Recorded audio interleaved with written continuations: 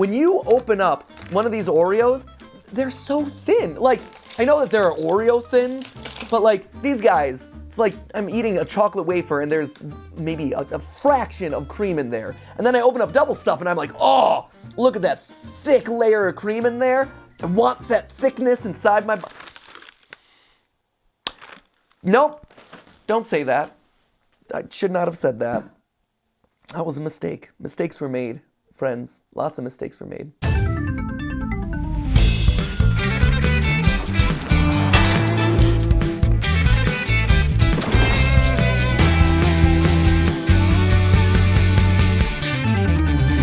Hello, Internet! Welcome to Food Theory, where today is a delicious day because we've got a lot of Oreos set to test. You'll see around me we have Oreos of all different shapes and sizes. We've got everything from your Oreo minis to your thin boy Oreos, all the way to your thick boy Oreos and your thicker boy Oreos, all in an effort to see, is a Double Stuf Oreo truly double the stuff as your basic one? To me, there is absolutely no way that this is twice this. No way. And so I'm determined to prove it. And then from there, we're also exploring different types of Oreos. How do Oreo minis factor in? How do Oreo thins factor in? What about golden Oreos? These guys are kind of the also-rans of the Oreo family. Are they any different?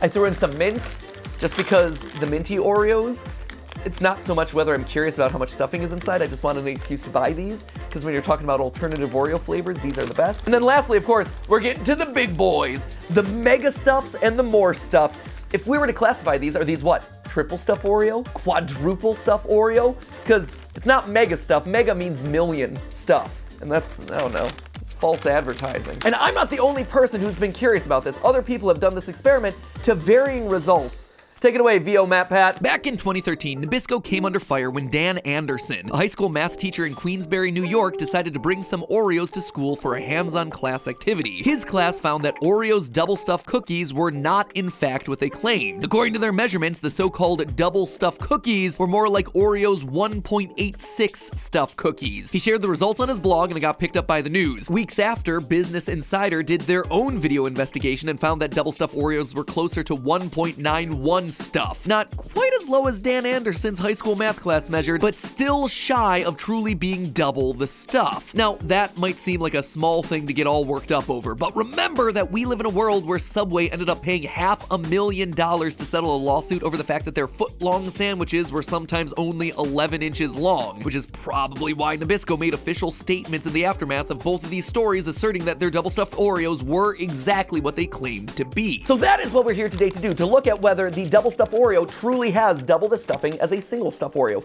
I can't imagine that that's the case, but we'll find out today. You might think that we're just going to be weighing the cream, but because it's a little bit difficult to get all of the cream and get it nice and standardized, we're actually gonna be weighing the full cookie and then the cookies without the cream. That way we're getting as standard of a measure as we can. That also allows us, in the event that we're having a hard time getting rid of all the cream. The queen. Where's the queen filling? The other thing that this is nice to have is if we have a hard time separating out the cream, it allows us to do things like maybe melt it off, or maybe do other things to really get all that cream off the cookies. That melting the cream off idea? Yeah, I just tossed that out as a random thought while we were recording. I would later come to regret that decision. So here's cookie number 1 of the great Double Stuf cookie experiment. Here we go. 11.4. And now what we do is we're just gonna twist. Got cream on both sides, so we're gonna scrape it off. Oh yeah, this is, it's close. It's just like buried in the nooks and crannies. That's the problem here. Now obviously that's adding weight to the cookie, so I'm only doing that for comedic effect. Yes, I see you, all you science nerds. You're like, the moisture is making the cookie heavier. I get it. I get it. It's a joke. It's a joke. I know my saliva is heavy. I've got the heaviest saliva in the business. I'm so sorry.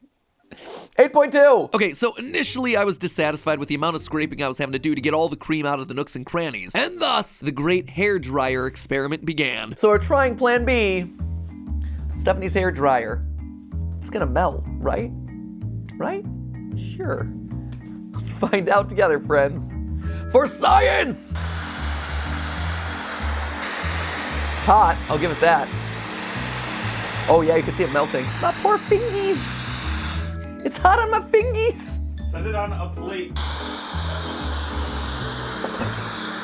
Set it on the plate, they say. Don't burn your fingies, they say. Just blew it off, Jason! As you can probably tell, the hairdryer method was not long for this world. Not only was it bad for my sensitive fingies, it was also just liquefying the cream, causing it to seep deeper into the chocolate wafer. That being said, it did come with one upside. Oh yeah. That's a win. Never have Oreos that you left out in the car? And they're nice and warm and a little melty? That might be peak Oreo. Where's melty Oreo flavor? That was awesome. In the end, we scrapped the hairdryer and settled on more traditional cream separation methods. And if it wasn't obvious yet, after a few hundred Oreos, both the cookies and my sanity were starting to crumble. So when you break it down, there are really 3 different ways of separating an Oreo from its cream. First off, my personal favorite, the twist. Just boop. Smooth. So smooth. Number 2, this one's gonna do it. The hinge joint, where you pull it open, kind of like a book. Look at how clean that is. This one has a high risk, high reward, because you'll notice less cream on the opposite cookie. However, you're gonna get a lot of breakage of the chocolate. And of course, number 3, there it is, the slide. But you get the most cream on both sides. Not loving the slide, but there are people out there who are like, it's the only way to go. Yep, this is my life, discussing the minute details of people separating the halves of a sandwich cookie. And that descent into madness didn't just stop at cookie dissection either. It's not often that you're presented with such a huge sample size of Oreos, but when you are, you start to notice weird things about them, like the fact that the pattern on the chocolate cookie differs from single stuff to mega stuff. The pattern on these Oreos is actually different. Look, here's the mega stuff, and here's the pattern for the single stuff. It's different. This one is more line-based, and this one is more like crisscross pattern-based. Wonder why? Maybe the bigger cookie has a different line pattern to give it better structural integrity? Honestly, I don't know. Despite the differences in texture between the regular and mega stuff wafers, they were roughly the same weight, so maybe different manufacturing machines? It's very odd. Other minute details that my cookie-addled brain noticed: the Double Stuf Oreos seem to be packed much looser than the originals. Ditto for the mega stuff varieties. More empty space meant more opportunities to jiggle around, which meant more broken cookies and crumbs at the bottom of each package. Even the number of Oreos that you get in a column isn't consistent. For the Double Stuf, we found that some columns had 12 cookies and some had 13. For mega stuff, the cookies per row varied from 7 to 8. Made me think back to our shrinkflation episode and wonder if maybe this is intentional, trying to get us used to the idea of having fewer cookies in each package. Then, of course, you had moments like this. What is this? What is this crap? It's a little minty Oreo bowl. You can pour your cereal in there and scoop it out. I should sell this one on eBay. It's like a miracle. Like I said, my cream-addled brain was going to some weird places. It's the party size bag. Party size. Yeah, does it look like we're really having a party here? Party of 1. Saddest party known to mankind. Forever alone, MatPat, with his mint Oreos.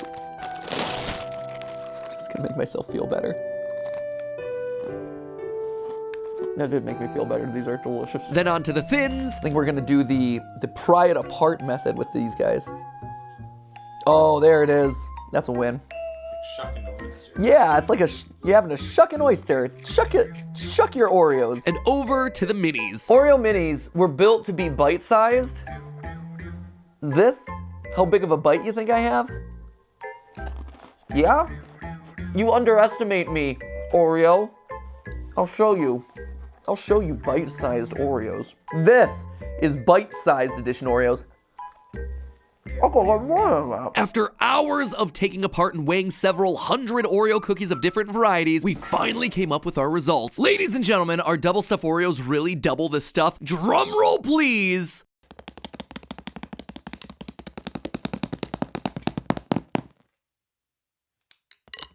Anyway, the answer is yes. Double Stuf is almost exactly double the stuff of regular Oreos, 1.97 times the stuff by our measurements, but I'm willing to chalk up that missing 0.03 to human error on our part. It is really tough to remove every last bit of cream out of the wafer to truly get 100% accurate measurements. So, Double Stuf, sorry I doubted you. It didn't really seem like double the stuff, but I can't argue with the data. As for the more hefty Oreos, Mega Stuff wound up being 2.8 times the stuff, and Most Stuff weighed in at 3.7 times the stuff. So the Mega Stuff and Most Stuff are a little shy of qualifying for the labels of Triple Stuff and Quadruple Stuff, but that's probably why they went with the more ambiguous names. They didn't want to write checks that their cookies couldn't cash. Here's another thing I found fascinating. Flavored Oreos, in our case mint, while not advertised as having extra stuffing, are actually closer to being double stuffed Oreo sizes than regular sized. I feel like these were born out of Oreo feeling threatened by the Girl Scouts and Thin Mints.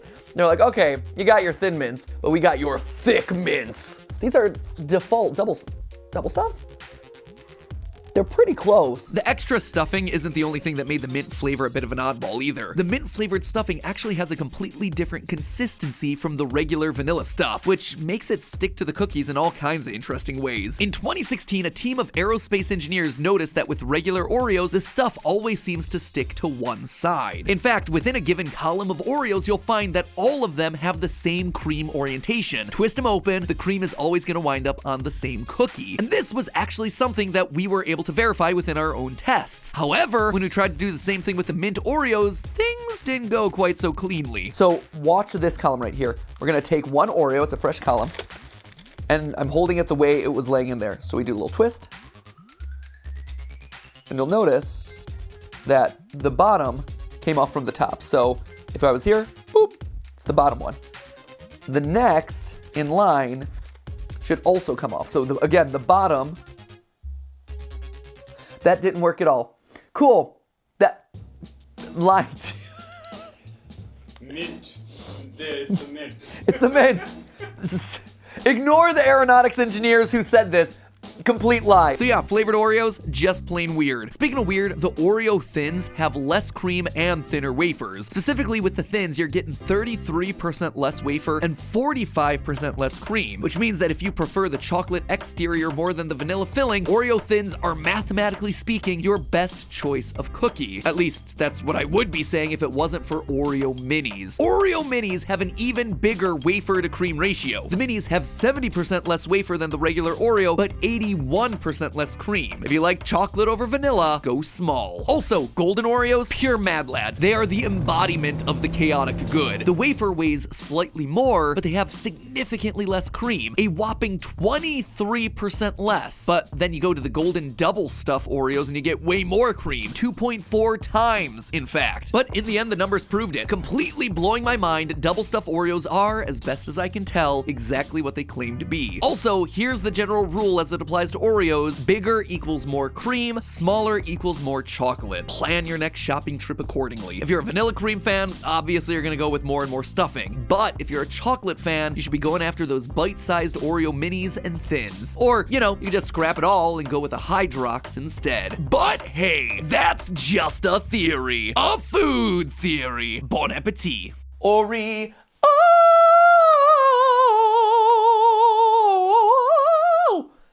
How's that? It was amazing. Was that an Ori yes or an Ori no? Ori, heck yes. Ori heck yes, that's right. Woo! It's my sound test. Oreo, Oreo, Oreo, Oreo, Ori heck yes.